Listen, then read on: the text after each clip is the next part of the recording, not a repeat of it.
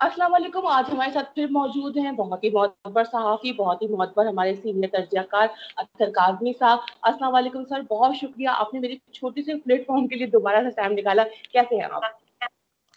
Thank you so much, बहुत शुक्रिया आपने मुझे बुलाया। सर, जैसे कि एफएटीएफ के हवाले से आप देख रहे हैं कि पाकिस्तान में बड़ा तेजी के साथ काम हो रहा है। आपको क्या लगता है, आप बतौर सहाफ़ी, बतौर पाकिस्तानी मुतमईन हैं कि इंशाल्लाह जब अक्टूबर में एफएटीएफ के मामलात होंगे तो हम इस तमाम सिलसिले में सुरखरू साबित होंगे? क्या कहेंगे आप? देखिए, एक तरह से तो आपको नजर आ रहा है कि हुकूमत की जानिब से एक पूरी कोशिश है कि इस तरह की कानून साजी की जाए, ऐसे इकदाम उठाए जाएं जिसकी वजह से ये जो एफएटीएफ का मामला है ये हल हो। ऑब्वियसली ये हमारे कौमी मफाद में है। कुछ माजी में हमसे भी कोताहियां होती रही, हमसे गलतियां होती रही, जिसकी वजह से एफएटीएफ की ये जो तलवार है ये मसलसल हमारे सर के ऊपर लटकती रहती है। लेकिन इसमें जो सबसे काबिल अफसोस पहलू ये है कि जो हमारी नेशनल जमातें हैं, हमारी कौमी पॉलिटिक्स है, हमारी जो नेशनल सियासत है, उसमें जो सियासतदान इस वक्त किरदार अदा कर रहे हैं वो बहुत काबिल अफसोस है। वो बड़ा ही अफसोसनाक उनका रवैया है। वो अपने जाती मफाद को मुल्की मफाद के साथ जोड़ रहे हैं। बात ये हो रही है कि इस वक्त आलमी दुनिया में पाकिस्तान का तशख़्ख़ुस क्या है, क्या हमने एफएटीएफ के मामले को हल करना है, दुनिया को क्या पैगाम भेजना है। दूसरी जानिब हमारी जो अपोजिशन की जमातें हैं, मुस्लिम लीग नून और पाकिस्तान पीपल्स पार्टी, उसके अलावा दीगर जमातें भी जो हैं, उनका मौक़िफ़ ये है कि जी पहले आप हमारे मसाइल हल करें, नैब के कानून में जो तरामीम है वो करें, वो उसको उस मसले को उसके साथ जोड़ रहे हैं वो। तो ये बड़ी एक अनफॉर्चुनेट सिचुएशन है इस वक्त। और ये अभी नहीं, हमेशा से हमने ये देखा है कि जब भी कोई ऐसा मसला आए जहां पे रियासत पाकिस्तान के लिए कोई मुश्किल पैदा हो सकती है, तो कुछ सियासतदान ऐसे हैं कि वो फौरन उस मुश्किल को अपने बेनिफिट के लिए यूज करते हैं। फौरन कहते हैं कि इस सारे मसले में से क्यों ना हम अपना फायदा निकाल लें, हम अपने जो मामलात हैं उनको हल कर लें, कोई डील कर लें। तो मेरा ख्याल में ये बड़ी एक अनफॉर्चुनेट चीज है और इससे मैसेज भी पूरी दुनिया को जाता है। पूरी दुनिया जो देख रही है, पूरी दुनिया का मीडिया जो देखता है, सिर्फ मैं और आप ही खबरों पे नजर नहीं रखते, पूरी दुनिया में लोग जो बाखबर लोग हैं वो इन चीजों के ऊपर नजर रखते हैं और फिर वो इस चीज को एक्सप्लॉइट करते हैं। फिर वो उसमें और ऐसी चीजें लेके आते हैं, इस तरह की खबरें देते हैं, तो जिससे और ज्यादा नुकसान होता है पाकिस्तान के मफाद को। तो उम्मीद तो यही है कि हुकूमत पाकिस्तान ऐसे इकदाम कर लेगी कि जिससे ये एफएटीएफ का मसला जो है, ग्रे लिस्ट से हम लोग निकल आएंगे और ये मसला हल होगा। लेकिन जो ये सारी हरकतें इस वक्त कर रही है ऑपोजिशन, उसकी वजह से वो कहते हैं ना कि बैड टेस्ट एक मुंह में रह जाएगा। जी सर, तानिया अजीज साहिबा का अचानक से जो ये इस्तीफा आया, ये आपके लिए भी एक तरह से बता, आप यूके में बैठे हैं, कितना शॉकिंग था? और ये क्या खान की कैबिनेट के लिए एक लॉस है? ये बिग लॉस है देखिए तानिया इसमें अजीज साहब? जी जी इसमें जी देखिए दो तीन चीजें हैं। पहली बात तो ये है कि अगर किसी शख्स से कोई इस्तीफा लिया गया है या किसी शख्स ने इस्तीफा दिया है, वो तो वजीर आजम साहब का इख्तियार है कि वो किसी से भी इस्तीफा ले सकते हैं जिसकी कारकर्दगी से वो मुतमईन ना हो। दूसरी बात यह है कि अगर तानिया अदरीस साहब समझती हैं कि वो यहाँ पे काम नहीं करना चाहती, उनकी भी अपनी मर्जी, वो इस्तीफा दे के जा सकती हैं। लेकिन इसमें जो एक दो चीजें ऐसी हैं जो प्रॉब्लमैटिक हैं। अब प्रॉब्लम यह है कि कुछ लोगों ने पाकिस्तान के अंदर एक मुहिम चला दी, कुछ सहाफियों ने, और इनकी दोहरी शरीयत है, ये बाहर के मुल्क में नौकरी करते हैं, ये वाले साहब जो है अमेरिका में नौकरी करते हैं। मसला ये है कि क्या बरतानिया में बैठा हुआ पाकिस्तानी, क्या सऊदी अरब में मजदूरी करने वाला पाकिस्तानी मुहिब वतन नहीं है? क्या बरतानिया या अमेरिका में रहने वाले पाकिस्तानी का यह हक नहीं है कि वो पाकिस्तान के मामलात को अगर बेहतर कर सकता है, अगर वो मेरिट पे आता है, अगर वो मेरिट पे आता है तो उसकी वहां पे तैनाती हो, कोई भी ओहदा उसको दिया जाए अगर वो मेरिट पे आता है और कानून उसकी इजाजत देता है। अब मसला ये है कि इधर मैं आपको अगर बरतानिया की मिसाल दूं, अगर यूरोप की मिसाल दूं, यहाँ पे मेंबर पार्लियामेंट पाकिस्तानी लोग हैं, यहाँ पे मेयर्स पाकिस्तानी हैं, यहाँ पे वुजरा पाकिस्तानी हैं। इस मुल्क का वजीर खजाना पाकिस्तानी था जिसका पाकिस्तानी निजात बरतानिया का, पर अपने मुल्क में ये फौरन जो है हुबुल वतनी के सर्टिफिकेट बांटना शुरू कर देते हैं, फौरन गद्दार करार दे देते हैं। तो इससे मेरे ख्याल में तानिया अदरीस की अगर उनकी काम में कोई खराबी थी उस वजह से उनको निकाला गया है या उस वजह से वो गई हैं तो वो तो और बात है, लेकिन ये जो आप हम सब की हुब्बुल वतनी के ऊपर सवालिया निशान लगा देते हैं, इससे हम सब की दिल आजारी हुई है। जो भी पाकिस्तानी बैरून मुल्क इस वक्त मजदूरी कर रहे हैं, नौकरियां कर रहे हैं और यहां से पैसा अपने मुल्क भेजते हैं और हर वक्त उनको अपने मुल्क की फिक्र रहती है,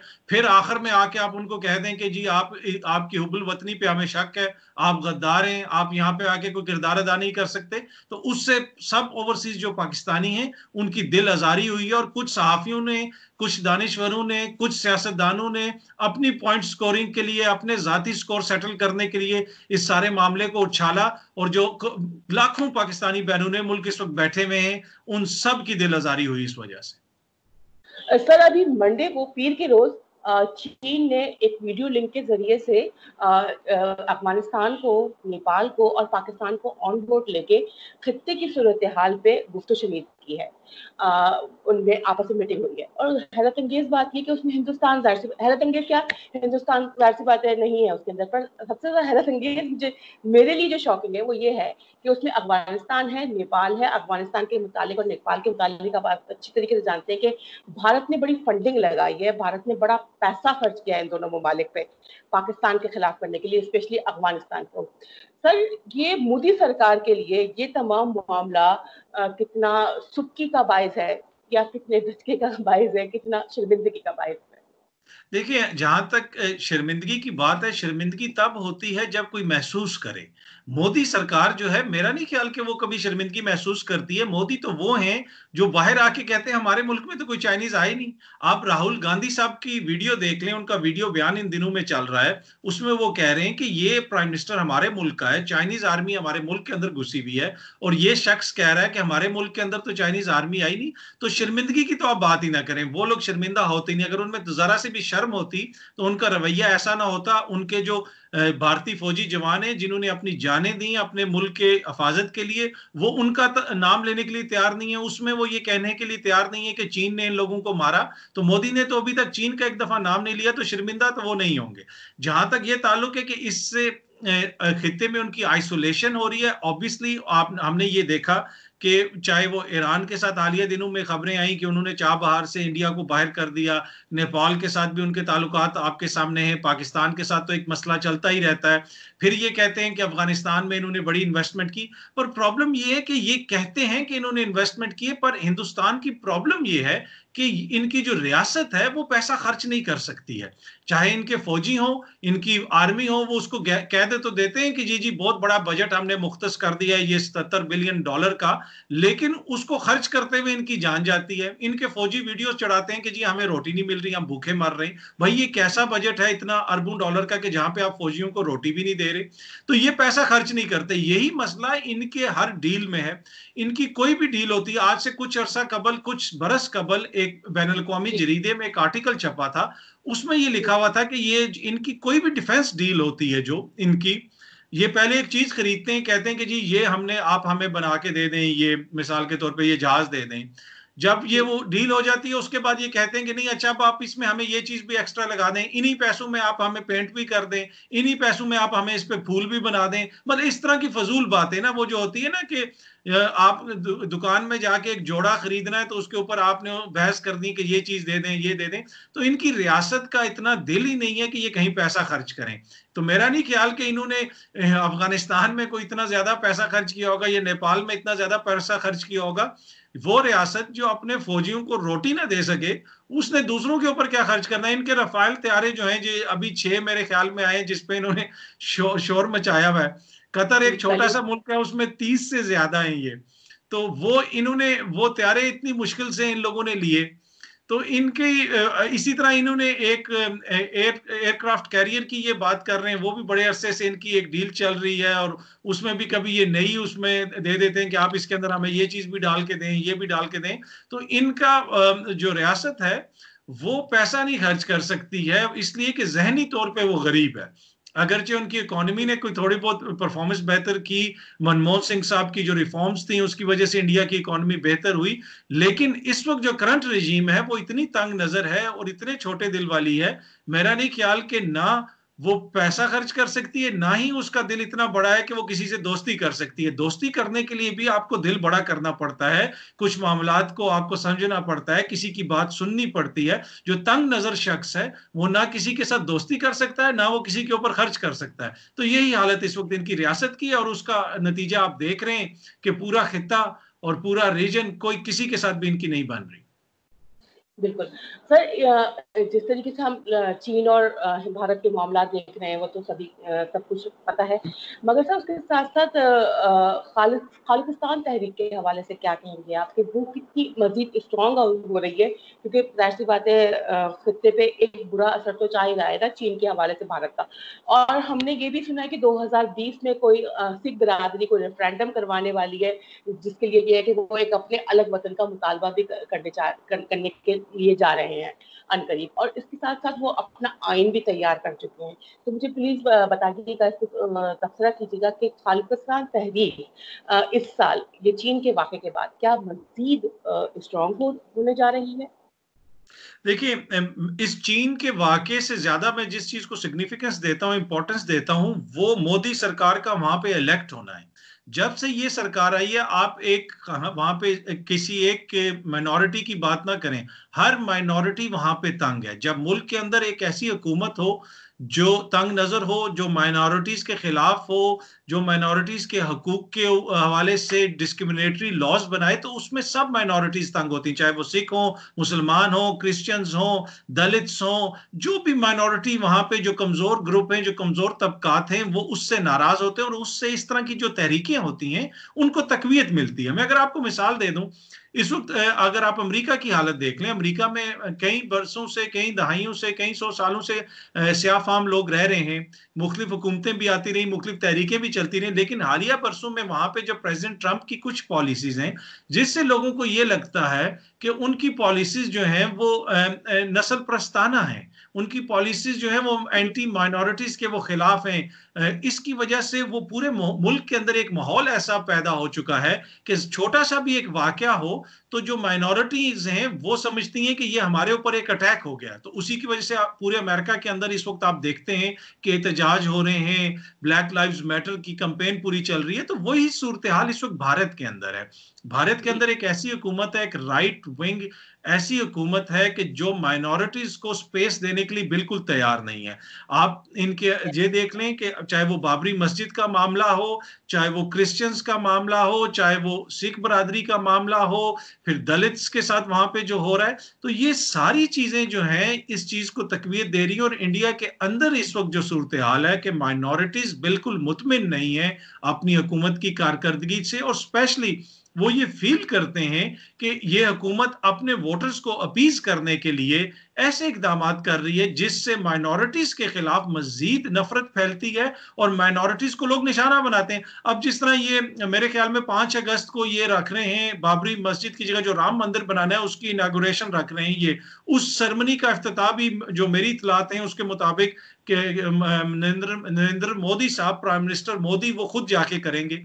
अब आप क्या सिग्नल दे रहे हैं? आप जाके वहां पे अगर आप राम मंदिर का खुद इफ्तिताह करेंगे वजीर आजम मोदी, तो आप मुसलमानों को क्या सिग्नल दे रहे हैं? आप माइनॉरिटीज को क्या सिग्नल दे रहे हैं? इतनी एक चीज जो जिससे तफरका पड़ रहा है, जिससे पूरी कौम डिवाइड हो रही है, जिससे फसादात हुए, जिससे इतना नुकसान हुआ मुल्क के अंदर, उसमें जाके मुल्क का वजीर आजम जो बाप की हैसियत रखता है पूरी कौम के लिए, वो सिर्फ कोई हिंदुओं के वजीर आजम नहीं है, वो पूरे मुल्क के वजीर आजम है। उनका फर्ज बनता है कि वो मुसलमानों, क्रिश्चियन, सिख सबके लिए बराबरी की सतह पर सोचे, पर अनफॉर्चुनेटली ऐसा है नहीं है। क्योंकि उनकी उठान ही ये है। इस बाबरी मस्जिद को तबाह करने से पहले, बाबरी मस्जिद को तोड़ने से पहले बीजेपी को कौन पूछता था? बीजेपी की कितनी सीटें आती थी इलेक्शंस में? तो बीजेपी का तो कारनामा ही है। जिस तरह हमारे खान साहब कहते हैं कि उन्होंने गिनवाते हैं 92 का वर्ल्ड कप, या शौकत खानम, कोई मियां साहब कहते हैं कि मेरी मोटरवे है, पीपल्स पार्टी वाले कहते हैं कि हमने 73 का आइन दिया। तो इसी तरह मोदी साहब का कारनामा ही बाबरी मस्जिद तोड़वाना है उनकी जमात का, इसके अलावा उनका और कोई कारनामा है ही नहीं है। उन्होंने और किया क्या इस मुल्क के लिए, अपने मुल्क के लिए? तो वो ही बस ये उनकी जो सियासत है उसकी वजह से एक खालिस्तान मूवमेंट क्या, जो दीगर मूवमेंट्स हैं उनको भी तकवीत मिल रही है, इसलिए कि पूरा मुल्क इस वक्त डिवाइड हो चुका है और माइनॉरिटीज ये समझती हैं कि हम लोग निशाने पे हैं हुकूमत के। जी सर, आप जानते हैं बहुत अच्छी तरीके से कि जैसे हर मुल्क की जो अफवाज होती है उसमें मुख्तलिफ रंगो नस्ल के लोग होते हैं। हमारी पाकिस्तान आर्मी में माशाल्लाह एक सिख मेजर साहब हैं जिनकी शादी हुई, बाजवा साहब ने भरपूर तरीके से उसको में अटेंड किया, उसको पाकिस्तान आर्मी के बहुत सारे जवान माशाल्लाह उनके जो कुलीग से गए। सिख बिरादरी के एक लीडर हैं भोपाल सिंह साहब, उन्होंने अभी ये कहा है, एक इल्जाम आया ये, उन्होंने उनका दावा है कि हिंदुस्तान सेना में तकरीबन 13,000 के करीब सिख फौजी वहां से चले गए हैं, ये कह के कि जब भी इनकी किसी दुश्मन मुल्क के साथ लड़ाई होती है तो ये जानबूझ के सिख फौजियों को आगे कर देते हैं ताकि हम मारे जाएं, हिंदू फौजियों को पीछे होते हैं। तो सर किसी मुल्क में, और उन्होंने ये वहां से रिजाइन कर दिया, मराद भी नहीं ली 13,000 फौजियों ने, और उन्होंने ये कहा और उन्होंने खालिस्तान तहरीक में शमूलियत इख्तियार कर दी। सर बताइएगा कि किसी मुल्क की रियासत की फौज अगर बागी हो जाए तो वो रियासत के लिए कितना ज्यादा खतरनाक बात होती है, कितनी ज्यादा सिग्निफिकेंट। देखिए ये अगेन उसी मसले के ऊपर आता है कि ये अपनी, जब आप फौजियों का ख्याल नहीं रखेंगे, पाकिस्तान की फौज के ऊपर ये हर वक्त तनकीद करते रहते हैं। मेजर गौरव वारिया साहब भी इल्जामात लगाते रहते हैं बैठ के कि जी पाकिस्तान की फौज ये है। जनरल बख्शी साहब भी, उनके दीगर जनरल्स भी टीवी के ऊपर बैठ के, जिन टीवी मुबाहिसों में हम भी जाते हैं वहां पे भी वो कह रहे होते हैं कि पाकिस्तान की फौज ये है, पाकिस्तान की फौज वो है। प्रॉब्लम ये है कि ये, जिस तरह उस दिन भी ये मेरे एक दोस्त से बात हो रही थी, उनका मैंने इंटरव्यू किया, तो उन्होंने कहा कि ये अपनी महरूमियों का, दरअसल अपनी महरूमियों का जिक्र कर रहे होते हैं। इनकी फौज के अंदर मसला, प्रॉब्लम यह है कि जब आपके फौजी वीडियोस ऐसी अपलोड कर रहे हो कि हमें रोटी नहीं मिलती, तो उसके अंदर बाकी आपको क्या चीजें मिलेंगी? ये जो मेजर गौरव आर्या हैं, आज से कुछ साल पहले ये रोडों के ऊपर एहतजाज कर रहे थे कि हमें पेंशन दो, हमें पेंशन सही नहीं मिलती। ये उस एहतजाज में खुद शामिल थे, जो शामिल हो रहा था।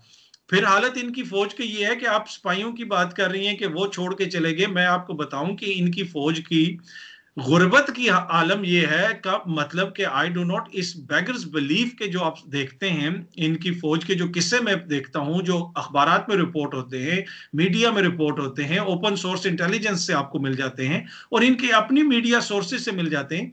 इनके एक मेजर जनरल को पिछले साल सजा हुई इसलिए कि उसने 70,000 रुपए रिश्वत ली। आप कैलिबर देखें कि जिस फौज का मेजर जनरल 70,000 रुपए पे करप्शन करे। हमारे मुल्क में तो पटवारी जो है वो एक डॉक्यूमेंट नहीं निकाल के देता 70,000 रुपए। ये कोई अच्छी बात नहीं है, मैं कोई तारीफ नहीं कर रहा हूं कि बुरी बात है रिश्वत कोई भी ले, पर इनका कैलिबर मैं ये बता रहा हूं कि फौज का जनरल 70,000 रुपए पे उसको सजा हुई। सीबीआई की कोर्ट ने पिछले साल उसको सजा हुई दी। इनकी एक बीएसएफ का कमांडर डीबू जी, उनका मेरे ख्याल में जीबू डी उनका नाम था, कमांडेंट, कर्नल लेवल का ऑफिसर, वो जब वेस्ट बंगाल में तैनात था तो वहां से वो लोगों से पैसे लेके बंगालियों को अपने मुल्क के अंदर घुसा रहा था। बंगालियों से पैसे लेके उनको अपने मुल्क के अंदर स्मगल करवा रहा था। फिर उनको सीबीआई ने ट्रेन के अंदर पकड़ा, 50-60 लाख रुपया कैश लेके वो जा रहे थे। कुछ तो इतलात ऐसी कि कैश ज्यादा था, उन्होंने कम शो किया, पर उनको गिरफ्तार किया। इसी तरह इनके पिछले साल केसेस हुए जिसमें इनके ऑफिसर्स के ऊपर केस चले कि वो फौजियों का राशन बेच के खा गए हैं, फौजियों को राशन नहीं मिल रहा। सीबीआई ने उनको चार्ज किया, इनकी जो सेंट्रल ब्यूरो ऑफ इन्वेस्टिगेशन है उसने। इस तरह बहुत सारे इनके केसेस हैं। तो इनके लड़ने से ज्यादा इनकी रोटी का मसला है। लड़ने तो बात की बात है ना, लड़ेंगे तो लड़के तो तब मरेंगे, ये भूख से मर रहे हैं। लड़ने की तो बात की बात है। वो इसलिए मेरे ख्याल में लड़ने से ज्यादा उनको रोटी का मसला होगा जो छोड़ के गए, कि ये तो रोटी नहीं देते अपने फौजियों को। रोज ऐसी वीडियोस आई होती हैं।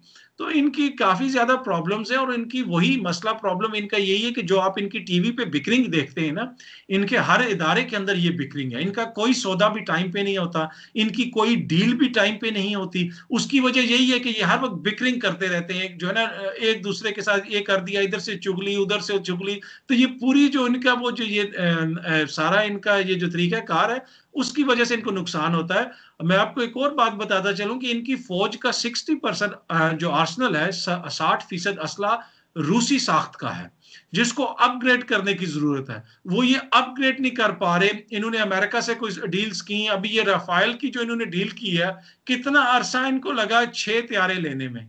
और कतर, जिस तरह मैंने पहले बताया, छोटा सा मुल्क है, 30 से ज्यादा त्यारे उनके पास हैं यही वाले। तो अब इनके राजनाथ सिंह जो विक्ट्री परेड हुई मॉस्को में, उस विक्ट्री परेड में भी गए। अगेन इन्होंने जाके वहां पे अगेन रशिया की कोई मिन्नत समाजित की है कि हमें असला दें। इसलिए कि एक तरफ से तो ये पहले कह रहे थे ना कि हम अपने जो रिलायंस है रशियन असले पे वो कम करके अमेरिकन असले की तरफ जाएंगे, लेकिन अभी भी इनका बोसीदा असला इतना ज्यादा है कि जब तक ये उसको अपग्रेड नहीं करेंगे, उसके पार्ट्स नहीं लेंगे रशिया से, तो इनकी आधी से ज्यादा फौज तो नाकारा हो जाएगी वैसे ही। तो बहुत सारे मसाइल हैं इनकी आर्मी में, और जो इनके अपने ही पैदा करते हैं। अगेन जो इनके फुट सोल्जर्स हैं, इनके अफसरान हैं, हमें उनसे कोई जाती तौर पे किसी किस्म की कोई वो दुश्मनी नहीं है, इसलिए कि हर कोई अपने मुल्क की हिफाजत करता है। कोई भी फौजी हो, चाहे वो पाकिस्तानी फौजी हो, अफगानी फौजी हो, बंगाली फौजी हो, जो अपने मुल्क के लिए हिफाजत कर रहा है, सरहद पे खड़ा है, हम उसका दिल से एहतराम करते हैं, इसलिए कि वो अपने मुल्क के लिए जान देने के लिए तैयार है। हमें उनसे नहीं। लेकिन इनकी जो सियासी और इस्टेब्लिशमेंट है, और इनकी जो सिक्योरिटी हाई लेवल की जो इस्टेब्लिशमेंट है, जो इनके खुफिया इदारे हैं, उनकी कारकर्दगी इतनी जीरो है कि जिसकी वजह से कि जो फुट सोल्जर्स हैं, जो आम ऑफिसर हैं, जो फील्ड में हैं, उन बेचारों को उसका नुकसान होता है फिर। जी सर, आपने मेजर गौरव आर्या का जिक्र किया। आजकल खैर से वो अपना एक यूट्यूब चैनल उन्होंने बनाया हुआ है और उसमें वो पाकिस्तानियों से बाकायदा खिताब कर रहे हैं।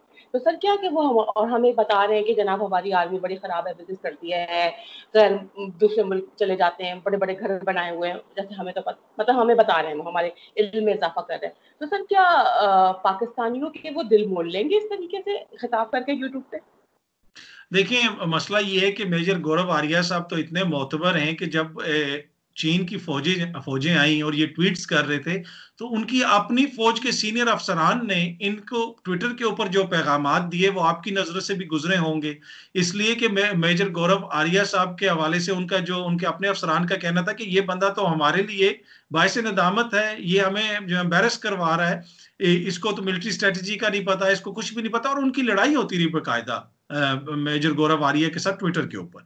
जहां तक ये बात है कि मेजर साहब की बात सुनेंगे, देखें, एक क्रेडिट तो हमें मेजर साहब को देना पड़ेगा कि पूरी इंडियन नेशन में एक मेजर साहब हैं कि जो थोड़ा बेहतर बोल लेते हैं। उनकी बोलने का स्टाइल अच्छा है, वो बात अच्छी कर लेते हैं, उनका तलफ़ुज़ अच्छा है, वो उर्दू के स्टाइल में भी बड़ा अच्छा बोल लेते हैं। तो गुफ्तार के गाजी हैं वो, इसीलिए वो टीवी पे बैठे हुए हैं। अगर वो लड़ने वाले होते तो इस वक्त वो फौज में होते, 4 साल के बाद, 5 साल के बाद फौज छोड़ ना देते।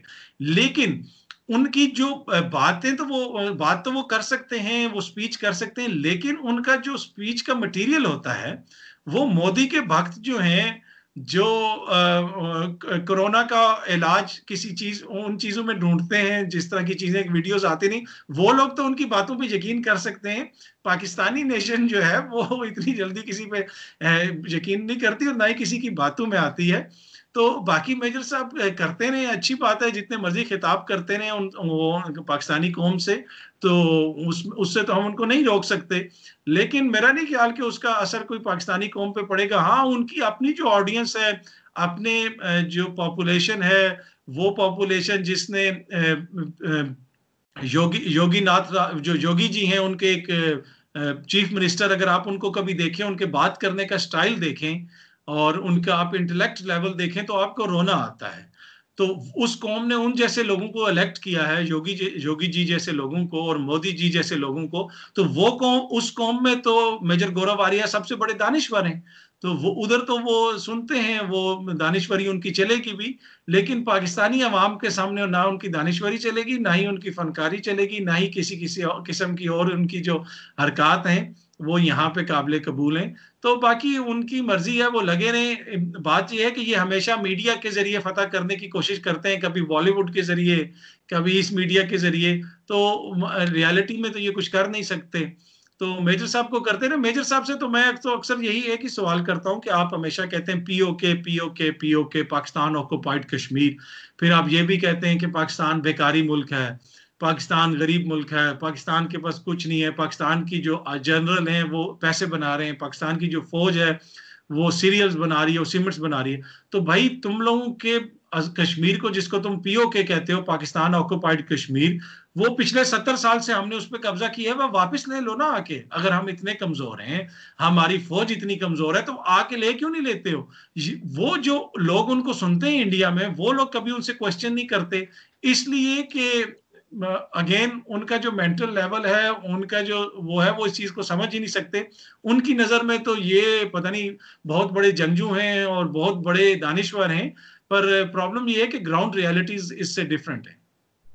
Okay, thank you so much Kazi Sahab, आपने अपने कीमती वक्त से नवाजा, बहुत शुक्रिया। इंशाल्लाह आपको फ्यूचर में भी मैं दावत देती रहूंगी। Thank you so much. Allah हाफिज। बहुत शुक्रिया।